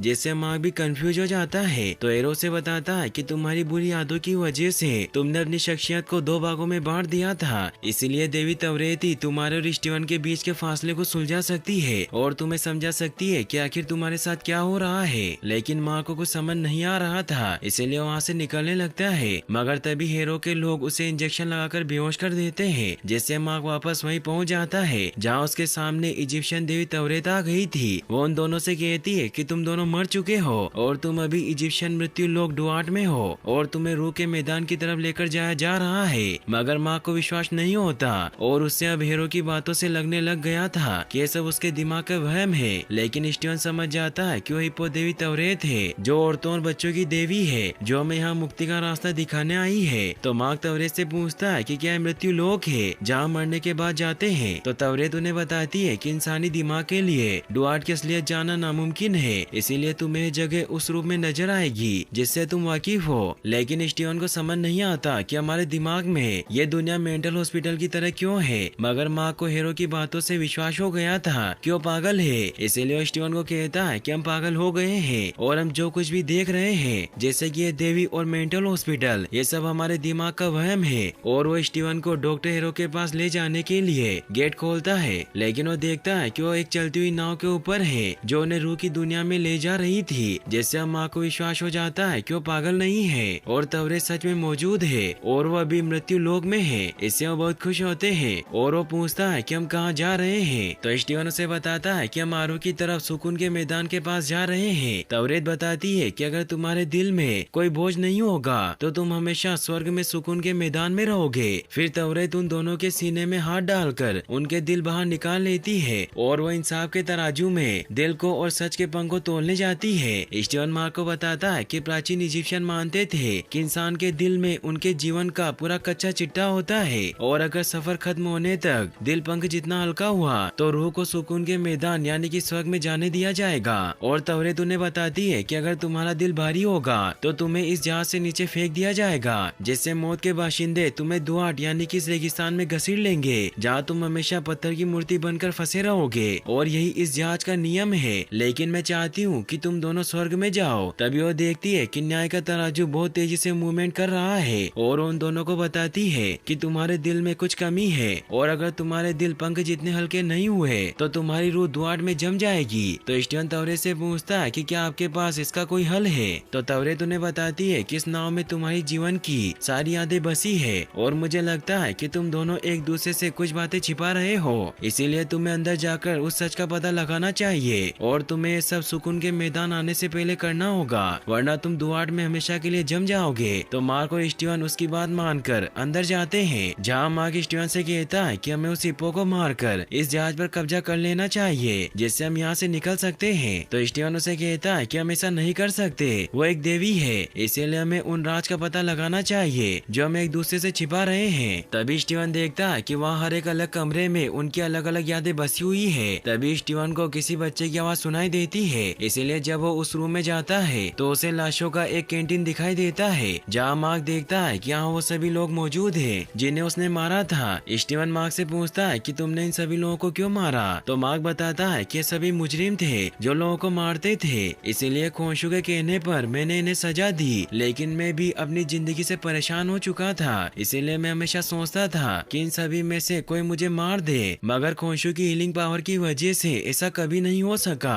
स्टीवन देखता है कि मार्क के सच बोलने की वजह से तराजू धीरे धीरे स्थिर हो रहा है। तभी स्टीवन को वहाँ एक बच्चा दिखाई देता है और उसे लगता है कि मार्क ने उसे भी मार दिया था, इसीलिए उस बच्चे के पीछे जाता है, लेकिन वो बच्चा भागकर एक रूम में चला जाता है। मार्क स्टीवन को रोकने की कोशिश करता है, लेकिन स्टीवन अंदर से गेट बंद कर देता है जहाँ उस रूम में मार्क के बचपन की यादें थी। जहाँ स्टीवन को पता चलता है कि मार्क का एक और छोटा भाई भी था जिसका नाम रेंडल था, और एक दिन जब वो साथ में खेलने निकले थे तो एक गुफा में चले गए, मगर तभी पानी भरने की वजह से वो अंदर फंस गए थे। स्टीवन उन्हें रोकने की कोशिश करता है, लेकिन स्टीवन कुछ नहीं कर सकता था क्योंकि ये सब तो सिर्फ यादें थी जो बचपन में मार्क के साथ हुआ था। मार्क भी उस रूम में पहुंचता है जब उसके छोटे भाई का शौक मनाया जा रहा था, क्योंकि उस गुफा में से मार्क तो बाहर आ गया था लेकिन रेंडल अंदर ही फंसकर मर गया था। इससे मार्क की माँ वेंडी को बहुत गहरा सदमा लगा, जिससे वो मार्क को रेंडल की मौत का जिम्मेदार मानती थी। इससे अब वो बहुत ही सहमी सहमी सी रहने लगी थी और वो मार्क से ना तो ज्यादा बात करती ना ही मार्क के बर्थडे में शामिल होती थी, और वो मार्क को बार बार यही ताना मारा करती थी कि तुम अपने भाई से जलते थे और मुझे समझ जाना चाहिए था कि तुम एक दिन उसे मार दोगे। मार्क भी इससे काफी ज्यादा उदास रहने लगा था, जिससे अपने रूम में जाकर छिप जाया करता था। स्टीवन भी उस रूम में जाने लगता है, लेकिन मार्क उसे रोक लेता है और उसे बाहर ले आता है। स्टीवन मार्क को कहता है कि तुमने मोम को कैसे याद रख रखा है, क्योंकि मुझे मेरी मोम जैसे याद है वो ऐसी बिल्कुल नहीं थी, वो मुझे बहुत प्यार करती थी। तभी वहाँ स्टीवन वो पल देखता है जब मार्क बड़ा हो गया था और वो अपनी माँ से परेशान होकर घर छोड़कर चला गया। मार्क स्टीवन को ये सब देखने से मना करता है और उसे हिट करता है, जिससे वो जगह पर पहुँच जाते हैं जहाँ चारों तरफ लाशें पड़ी हुई थी। स्टीवन समझ जाता है कि वही जगह है जहाँ मार्क ने होस्टेज को मारा था, तो मार्क उसे बताता है कि मैंने ऐसा कुछ नहीं किया और हीरो के लोग झूठ बोल रहे थे। फिर उसे सच्चाई बताता है कि मैंने बिना पूछे मिलिट्री से छुट्टी ली, इसीलिए मुझे नौकरी से निकाल दिया गया और जॉब न होने की वजह से मैं काम मांगने के लिए कमांडिंग ऑफिसर बुशमन के पास गया और उसने मुझे इजिप्शियन मकबरे को लूटने के प्लान में शामिल किया, लेकिन उसके बाद में उसका इरादा बदल गया और सभी होस्टेज को मारने के ऑर्डर दिए, जिसमें लायला के डैड अब्दुल्ला अल फुली भी शामिल थे। लेकिन मैं किसी को नहीं मारना चाहता था, इसीलिए मैं सभी को बचाकर वहाँ से निकल गया। लेकिन मेरे साथी जो इस मिशन को अंजाम देने आए थे उन्होंने लालच में सभी को मार दिया। तो स्टीवन उससे पूछता है कि तुम्हारे साथ क्या हुआ था, तो मार्क उसे खोशू के मकबरे में लेकर जाता है जहाँ वो देखता है कि मार्क को भी उन्होंने गोली मार दी थी, इसीलिए वो रेंगते रेंगते खोशू के मकबरे में पहुँच गया था, मगर वो हिम्मत हारने की वजह से वो खुद को गोली मारने वाला था। मगर तभी उसे खोशू की आवाज सुनाई दी। खोशू ने उसे कहा कि मुझे योद्धा की तलाश है जो मेरा इंतकाम ले और मैं जिन कसूरवारों को सजा दूं उन्हें वो मिटा दे और मासूमों की रक्षा करे, और तुम्हें मुझे वो खूबी साफ दिखाई दे रही है क्योंकि तुम्हारा जहन बहुत बेमिसाल है, इसीलिए तुम मेरे अवतार बनने के लायक हो। और वो मार्क से सौदा करता है कि अगर मैं तुम्हारी जान बख्श दूं तो तुम कसम खाओगे कि तुम रात के मुसाफिरों की रक्षा करोगे और जो उन्हें नुकसान पहुंचाएंगे उनसे मेरा इंतकाम लोगे। तो मार्क हाँ कर देता है, जिससे अब मार्क मून नाइट बन जाता है। तभी स्टीवन को वहाँ बबल्स की आवाज सुनाई देती है, इसीलिए वो दोनों बाहर जाते हैं जहाँ तवरेत उन्हें बताती है कि देवलोक में हाहाकार मच रहा है, जिससे बेचैन रूहों को बिना न्याय दिए उन्हें वक्त से पहले रेत में जमा दिया जा रहा है। मार्क समझ जाता है कि ये सब हीरो कर रहा है, इसीलिए स्टीवन तवरेत से कहता है कि हमें वापस जाना होगा। तो तवरेत उन्हें कहती है कि अगर मैं तुम्हें जिंदा कर भी दूं तो तुम गोली लगी हुई बॉडी में वापस लौटोगे, जिससे तुम्हारे घाव कभी नहीं बनेंगे। तो स्टीवन उसे कहता है कि हमें खोशू को रिहा करना होगा क्योंकि खोशू की पावर से ही हमारे जख्म बढ़ सकते हैं और इसके अलावा हमारे पास और कोई तरीका नहीं है। तो तवरेत उन्हें कहती है कि तुम्हें ओसाइरिस के द्वार से गुजरना होगा, जिससे ही तुम जिंदा हो पाओगे, और वो बोट को ओसाइरिस के दरवाजे की तरफ मोड़ लेती है और उन्हें कहती है कि हमारे पास वक्त नहीं है, इसीलिए तुम्हें जल्दी से तराजू का संतुलन बनाना होगा। तो मार्क और स्टीवन अंदर जाते हैं जहाँ स्टीवन मार्क को कहता है कि हमें वापस उसी कमरे में जाना होगा जहाँ तुमने मुझे जाने से रोक लिया था, मगर मार्क उसे ऐसा करने से मना करता है क्योंकि वो अपनी पुरानी बातों को याद नहीं करना चाहता था। स्टीवन उसे कहता है कि हम नरक में सड़ने वाले हैं, इसीलिए अगर हम जिंदा नहीं हुए तो हीरो जीत जाएगा और वो सभी लोगों को मार देगा, और अगर लायला की जान चली गई तो तुम उसके जिम्मेदार होगे। मार्क इससे काफी परेशान हो जाता है। वो सोचने लगता है कि ये सब झूठ है और वो खुद को मारने लग जाता है, जिससे वो वापस से अपनी इमेजिनेशन से हीरो के पास पहुंच जाता है, जहाँ हीरो से शांत करता है और उसे बताता है कि तुम्हें क्या लगता है कि तुमने स्टीवन की शख्सियत अपने अंदर बनाई है ताकि जिंदगी में जो भी गलतियां तुमने की है उनसे तुम अपना मुंह छिपा सको और ऐसा विश्वास कर सको जैसे तुमने एक नॉर्मल लाइफ जी है, या फिर स्टीवन ने माँ को बनाया है ताकि उसकी माँ ने उस पर जो जुर्म किए थे वो उनका बदला सभी इंसानों से ले सके। लेकिन माँ को कुछ याद नहीं होता, जिस पर हीरो कहता है कि इन बातों को जानने का सिर्फ एक ही तरीका है कि तुम्हें स्टीवन को सब कुछ सच सच बताना होगा, जिससे ये चीजें समझ आएगी और तुम्हें सच्चाई का पता चलेगा। तो मार्क उसकी बात समझ जाता है और वो स्टीवन को लेकर बचपन वाले माँ के रूम में जाता है, जहाँ मार्क अपने माँ के गुस्से की वजह से कमरे में छिपा रहता था। स्टीवन माँ को कहता है कि ये कमरा मेरा ही है, लेकिन ये सब जो कुछ हो रहा है वो मुझे याद नहीं है। मगर स्टीवन तभी वहाँ टॉम राइडर मूवी के हीरो स्टीवन ग्रांट का पोस्टर देखकर समझ जाता है कि मार्क अपनी माँ से बहुत परेशान हो चुका था, क्योंकि उसे हमेशा बेल्ट से मारा करती थी। इसीलिए मार्क ने अपने अंदर स्टीवन ग्रांट की शख्सियत पैदा कर ली थी ताकि वो भी अपनी एक नॉर्मल लाइफ जी सके, जिससे स्टीवन को बुरे लम्हों की कुछ बातें याद नहीं थी। स्टीवन इन सब से काफी हैरान होता है कि उसका कोई वजूद नहीं है और वो सिर्फ माँ की कल्पना है। मार्क के देखकर स्टीवन को बाहर ले आता है और उसे कहता है कि तुम्हें इन यादों से दूर रहना चाहिए। तो स्टीवन माँ को मुक्का मारता है और उसे कहता है कि मुझे लगा था कि मैं असली हूँ, पर मैं तुम्हारा बनाया हुआ एक किरदार हूँ। तो मार्क उसे कहता है कि मेरी वजह से तुम्हें खुशहाल और नॉर्मल लाइफ मिली और इससे कोई फर्क नहीं पड़ता कि तुम असली नहीं हो, क्योंकि तुमने जो जिंदगी जी थी उसमें मॉम तुमसे प्यार करती थी, बल्कि वो अभी तक भी जिंदा है, लेकिन वो कब की मर चुकी है। फिर उसे बताता है कि जब सालों पहले मैं घर छोड़कर चला गया था तो आज से 2 महीने पहले मुझे डेट का कॉल आया था ताकि मैं माँ के शिवा पर जा सकूं, लेकिन मैं नहीं जा पाया। स्टीवन इससे काफी परेशान हो जाता है, जिससे बार स्टीवन हीरो के पास पहुंचता है। स्टीवन हीरो को देखकर हैरान होता है कि वो एक डॉक्टर है जिसकी मूंछें मौजूद थी और उसे वहाँ बहुत सारी इजिप्शियन चीजें दिखाई देती है। हीरो से कहता है कि तुम खुद इस हॉस्पिटल में आए थे जब तुम्हारी माँ गुजर गई थी। इससे स्टीवन काफी गुस्सा होता है और उसे कहता है कि मेरी माँ अभी भी जिंदा है। तो हीरो उसकी माँ को कॉल लगाता है, लेकिन वो कोई जवाब नहीं देती क्योंकि वो मर गई थी। इससे स्टीवन पूरी तरह से समझ जाता है कि वो सिर्फ माँ के दिमाग की महज एक कल्पना है। फिर माँ की मॉम सैंडी का शिवा वाला सीन दिखाया जाता है और उसके डैड ने माँ को भी वहाँ बुलाया था, लेकिन मार्क अंदर नहीं गया क्योंकि वो अपनी माँ से परेशान था और उसे लगने लगा कि ये सब कुछ उसकी वजह से हुआ था और उसने अपने भाई की जान ली। मार्क इससे काफी टूट चुका था, जिससे उसके अंदर फिर से बचपन वाली स्टीवन ग्रांट की शख्सियत जाग गई थी, जिससे वो बार बार जब दुखी होता तो स्टीवन बन जाता था और उसे समझ नहीं आता कि वो कहाँ है, और वो अपनी मॉम को फोन लगाकर घर की तरफ निकल जाता था। स्टीवन भी वहाँ आ जाता है, जहाँ मार्क उसे बताता है कि यही वो 2 महीने पहले का दिन था जब मॉम का शिवा था और इसी दिन से हम दोनों की जिंदगियां एक होने लगी। फिर उसे बताता है कि मैं मॉम के शिवा में जाना चाहता था, लेकिन मैं नहीं जा पाया क्योंकि मैंने ही अपने भाई की जान ली थी। तो स्टीवन उसे बताता है कि तुम्हारी माँ ने तुम्हारे साथ गलत किया क्योंकि तुम जानबूझकर अपने भाई को गुफा में नहीं लेकर गए थे, बस तुम खेल रहे थे क्योंकि उस वक्त तुम भी एक बच्चे थे। तभी अचानक वहाँ भूकंप आने लगते हैं क्योंकि जहाज रुक चुका था और वो ओसाइरिस के इंसानी दुनिया के द्वार के पास पहुँच जाते हैं। मार्क और स्टीवन जब बाहर आते हैं तो तवरेत से पूछते हैं कि हम ओसाइरिस के द्वार को कैसे खोल सकते हैं। तो तवरेत उन्हें कहती है कि मैं तुम्हारी कोई मदद नहीं कर सकती क्योंकि तराजू स्टेबल नहीं हुआ, इसीलिए द्वार के बाशिंदे तुम्हें पकड़ने आएंगे। तभी वहाँ रेस से बाशिंदे उन्हें पकड़ने के लिए जहाज पर आने लगते हैं, जिससे स्टीवन डर कर पीछे छिप जाता है और मार्क उनसे लड़ने लगता है, लेकिन उसे पकड़ लेते हैं और उसे जहाज से नीचे गिराने की कोशिश करने लगते हैं। ये देखकर स्टीवन मार्क को बचाने के लिए उन पर हमला करने लगता है क्योंकि वो समझ गया था कि मार्क अगर लोगों से लड़ सकता है तो वो भी लड़ सकता है क्योंकि वो दोनों एक ही हैं और वो एक एक करके सभी को खत्म कर देता है। ये देखकर मार्क भी खुश होता है, लेकिन तभी नीचे से एक और बाशिंदा आकर मार्क को पकड़कर उसे नीचे गिराने की कोशिश करता है, जिससे स्टीवन जब उसे रोकने जाता है तो खुद उस बाशिंदे के साथ नीचे द्वार में गिर जाता है। मार्क इससे काफी डर जाता है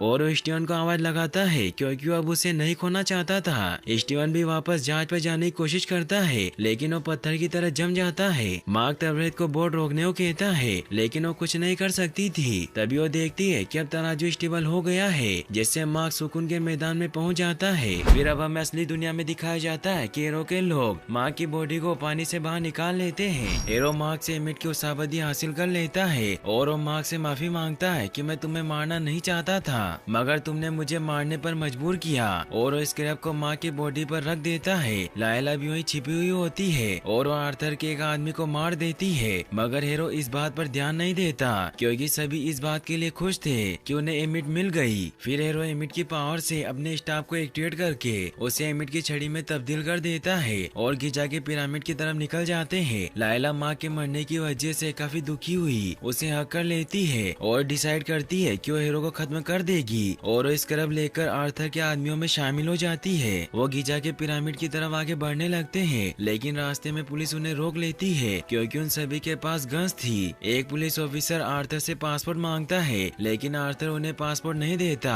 और एमिट की पावर से उन सभी की रूह निकालकर उन्हें मार देता है। उनमें से सिर्फ एक ही ऑफिसर जिंदा बचता है क्योंकि वो एक नेक इंसान था। फिर सभी लोग रास्ते से लाशें हटाने लगते हैं। लायला मौका देखकर हीरो को मारने की कोशिश करती है, तभी वहाँ पड़ी डेड बॉडी से तवरेद लायला से बात करती है। वो लायला को बताती है कि मार्क ने तुम्हें रोकने को कहा है क्योंकि तुम अकेले हीरो को नहीं मार सकती, मगर लायला को कुछ समझ नहीं आता और उसे कहती है कि मार्क मर गया है। तो तवरेद उसे कहती है कि मैं भी मरे हुए लोगों के जरिए बोल रही हूँ, इसीलिए तुम मेरी बात सुनो, और उसे बताती है कि हीरो को अकेले रोकना तुम्हारे बस की बात नहीं, इसीलिए मार्क को दोबारा जिंदा करने के लिए खोंशू की शबद्दी को तोड़कर उसे आजाद करना होगा, जिसे देवताओं के कक्ष में रखा गया है, और इस काम में मैं तुम्हारी मदद करूंगी, इसीलिए तुम मेरी अवतार बन जाओ। लेकिन लायला मना कर देती है और उसे कहती है कि मैं खुद उसका सामना करूंगी, और वो हीरो की गाड़ी में बैठकर गिजा के पिरामिड की तरफ निकल जाती है क्योंकि उसके अंदर ही देवताओं का कक्ष था। हीरो पिरामिड पर पहुंचकर एमिट की शक्ति से द्वार को तोड़ने लग जाता है। ओसाइरिस के अवतार सेलिम और बाकी अवतारों को भी इस बात का पता चल जाता है कि हीरो एमिट को रिहा करवाने आ रहा है। तभी हीरो दरवाजे को तोड़कर अपने आदमियों के साथ अंदर आ जाता है। ओसाइरिस और बाकी अवतार हीरो का सामना करने की कोशिश करते हैं, लेकिन उसकी शक्ति के सामने टिक नहीं पाते। लायला मौका देखकर खोंशू को आजाद करवाने के लिए देवताओं के कक्ष में जाती है, जहाँ खोंशू की उषाबद्दी को ढूंढ लेती है। वही हीरो भी एमिट की उषाबद्दी को तोड़ देता है, जिससे एमिट आजाद हो जाती है क्योंकि सिर्फ देवताओं के कक्ष में मूर्ति तोड़ने पर ही कैद देवता आजाद हो सकते थे।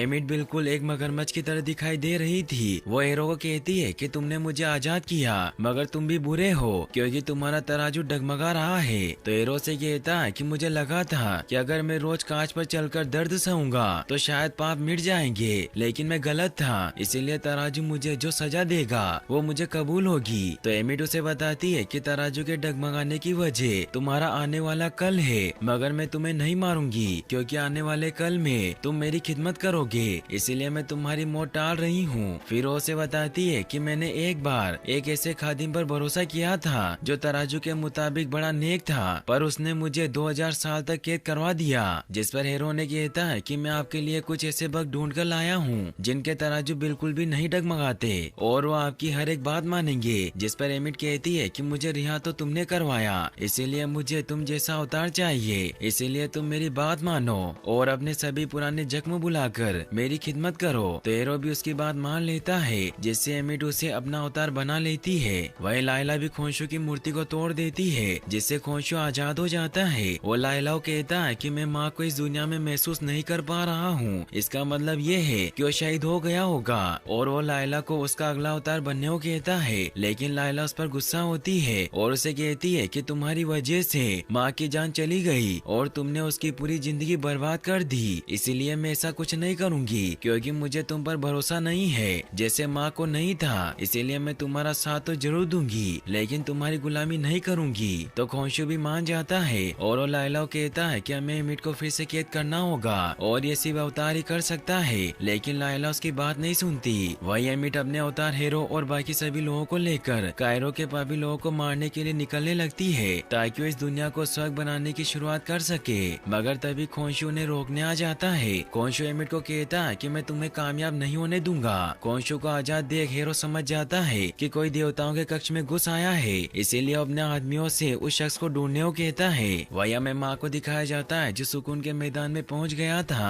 तवरेत उसे कहती है कि तुम्हारे दिल का बोझ हट गया है, इसीलिए तराजू डगमगा नहीं रहा और तुम्हारा सफर पूरा हो गया है और तुम यहाँ स्वर्ग में आ गए हो। मार्क महसूस करता है कि उसे यहाँ बहुत सुकून महसूस हो रहा है, लेकिन उसे स्टीवन का ख्याल आता है, इसीलिए वो तवेरेत से कहता है कि स्टीवन का क्या होगा। तो तवेरेत कहती है कि वो अब नहीं रहा क्योंकि वो द्वार में जम गया, इसीलिए अब तुम यहाँ सुकून से रहो। लेकिन मार्क स्टीवन के बिना नहीं रह सकता था क्योंकि स्टीवन ने उसकी हर बुरी घड़ी में उसका साथ दिया था, इसीलिए वो तवेरेत को कहता है कि हमें उसे बचाना होगा। जिस पर तवेरेत उसे कहती है कि तुम ऐसा नहीं कर सकते क्योंकि अगर तुम एक बार वापस द्वार में चले गए तो तुम सुकून के मैदान में वापस नहीं लौट पाओगे। मगर माँ किसी भी हाल में स्टीवन को बचाना चाहता था, इसीलिए वो वापस पीछे भागता है, जिससे वो द्वार में पहुंच जाता है जहां उसे ओसाइरिस के द्वार के पास स्टीवन की बॉडी नजर आ जाती है। वहीं पिरामिड में एमिट खोंशो कहती है कि मैं बुराई का नामो निशान मिटाकर अपना फर्ज निभाऊंगी। तो खोंशो से कहता है कि तुम्हारा अवतार पापी है और तुम कोई न्याय नहीं कर रही हो, बस तुम एक ऐसी दुनिया बनाना चाहती हो जहाँ सिर्फ तुम्हारे भक्त रहेंगे। और वो दोनों आपस में फाइट करने लग जाते हैं। वही मार्क स्टीवन की मूर्ति के पास जाकर उसे कहता है कि मैं तुम्हारी वजह से अपनी जिंदगी जी पाया क्योंकि मैं अकेला नहीं था, हमेशा तुम मेरे साथ थे, मगर मैं तुम्हें नहीं बचा पाया। जिससे वो काफी इमोशनल हो जाता है। तभी वो भी रेत में जमने लगता है, मगर वो अपना दिल स्टीवन के हाथ में रखकर उसे पकड़ लेता है और उसे कहता है कि तुम मेरी असली सुपर पावर हो और मैं तुम्हें छोड़कर कभी नहीं जाऊंगा। तभी वो पूरी तरह से जम जाता है, लेकिन तभी ओसाइरिस का द्वार खुल जाता है जिससे रूह वापस दुनिया में जा सकती थी और स्टीवन और मार्क भी वापस ठीक हो जाते हैं और वो दोनों एक दूसरे से मिलकर खुश होते हैं। मगर तभी वहाँ द्वार में रेत का तूफान आने लगता है, लेकिन तभी वहाँ तवेरेत आ जाती है जिससे ओसाइरिस ने उसे यहाँ उनकी मदद करने भेजा था क्योंकि उसे एहसास हो गया था कि वह हीरो को लेकर गलत थे और इसीलिए उसने वो दरवाजे खोले थे। मार्क और स्टीवन द्वार की तरफ बढ़ते हैं जिससे वो वापस अपने जिस्म में पहुंच जाते हैं। वही एमिट खोंशो को मारने लगती है क्योंकि वो बिना अपने अवतार के कमजोर था। तभी खोंशो को मार्क की आत्मा महसूस हो जाती है, इसीलिए वहाँ से निकल जाता है। वही मार्क मून नाइट के सूट में आ जाता है जिससे उसकी बॉडी में मौजूद बुलेट भी निकल जाती है। फिर वो मकबरे से बाहर आता है जहाँ खोंशो भी मौजूद था। खोंशो माँ को बताता है कि एमिट आजाद हो चुकी है और मैं उसे नहीं रोक पाया क्योंकि उसे रोकने की मेरे अंदर ताकत नहीं थी, इसलिए मुझे तुम्हारी मदद चाहिए। मगर तभी स्टीवन जिस्म ले लेता है और वो खोंशो से कहता है कि हम तुम्हारा साथ देंगे, लेकिन काम पूरा होने के बाद तुम्हें हमें आजाद करना होगा। स्टीवन ऐसा इसलिए कह रहा था क्योंकि उसे पता चल गया था कि लायला ने उसका अवतार बनने से मना कर दिया होगा। खोंशो से कहता है कि हमारे पास सौदेबाजी का वक्त नहीं है क्योंकि एमिट दुनिया के आधे लोगों को मार देगी। जिस पर स्टीवन कहता है कि ये सब हमने आपसे ही तो सीखा है। तो खोंशो को कोई रास्ता नजर नहीं आता और वो स्टीवन को वचन देता है कि मैं काम पूरा होने के बाद तुम दोनों को आजाद कर दूंगा। तो स्टीवन इससे खुश होता है। फिर खोंशो अपनी पावर से दिन को रात में तब्दील कर देता है और मार्क उड़कर वहाँ से कायरो की तरफ निकल जाता है। वहीं ओसाइरिस के अवतार की हालत काफी खराब होती है तो लायला उसे सहारा देती है और उससे पूछती है कि हम एमिट को कैसे रोक सकते हैं। तो सेलिम उसे बताता है कि देवताओं के इस कक्ष में बहुत शक्ति है, इसीलिए हमें एमिट को मूर्ति की बजाय उसके अवतार के शरीर में कैद करना होगा क्योंकि मूर्ति से ज्यादा शरीर को मिटाना आसान होता है, लेकिन इस प्रोसेस को शिव अवतार ही कर सकते हैं जो अब नहीं बचे। ये कहकर वो अपना दम तोड़ देता है। तभी लायला को तवरेत के बारे में याद आता है कि उसकी अवतार बन सकती है, इसीलिए वो तवरेत को आवाज लगाती है जिससे तवरेत सेलिम की बॉडी में आ जाती है और वो लायला को अपना अवतार बना लेती है। लेकिन हीरो भी तवरेत की आवाज सुन लेता है, इसीलिए उस तरफ अटैक करता है ताकि वो लायला को मार सके। लेकिन लायला वहाँ से भागने लगती है, मगर उसकी बॉडी में तवरेत की आत्मा आती है और उसे बताती है कि हमें इस काम में बहुत मजा आएगा और तुम्हारे डेड भी इससे खुश होंगे क्योंकि मैंने ही उन्हें सुकून के मैदान में छोड़ा था। फिर वो लायला को कहती है कि मैंने अपने लिए एक बहुत ही अच्छा कॉस्ट्यूम बनाया है, लेकिन तभी वहाँ उन पर पत्थर गिर जाते हैं। मगर लायला तवरेत के सूट की वजह से बच जाती है क्योंकि लायला का सूट बहुत स्पेशल था। हीरो पिरामिड के ऊपर चला जाता है और वो एमिट की पावर को एक्टिवेट करने लगता है जिससे एमिट के सभी भक्त हर एक इंसान को परखने लग जाते हैं और उन सभी लोगों को मारने लगते हैं जिन्होंने फ्यूचर में या फिर पास्ट में पाप किए थे, जिससे उनकी आत्मा एमिट में समाने लग जाती है जिससे उसका आकार बढ़ता जाता है। वही मार्क भी कायरो की तरफ बढ़ रहा होता है और वो कुछ ही देर में कायरो पहुंच जाता है जिससे मार्क और हीरो में लड़ाई स्टार्ट हो जाती है। तभी खोंशो भी वहाँ आ जाता है जिससे खोंशो और एमिट भी आपस में लड़ने लग जाते हैं। मार्क और हीरो नीचे जमीन पर गिर जाते हैं जहाँ हीरो मार्क को अपने स्टाफ की मदद से मारने लगता है, लेकिन तभी लायला वहाँ आकर उसे बचा लेती है। मार्क लायला और उसके सूट को देखकर बहुत खुश होता है। तभी स्टीवन भी जिस्म ले लेता है जिससे वो भी लायला को देखकर बहुत खुश होता है। फिर वो दोनों मिलकर उनसे लड़ने लग जाते हैं, क्योंकि मिस्टर नाइट यानी कि स्टीवन अब लड़ना सीख गया था और अपने ट्रंचियन से एक एक करके सभी को मारने लग जाता है। और जिस वक्त पर स्टीवन कमजोर पड़ता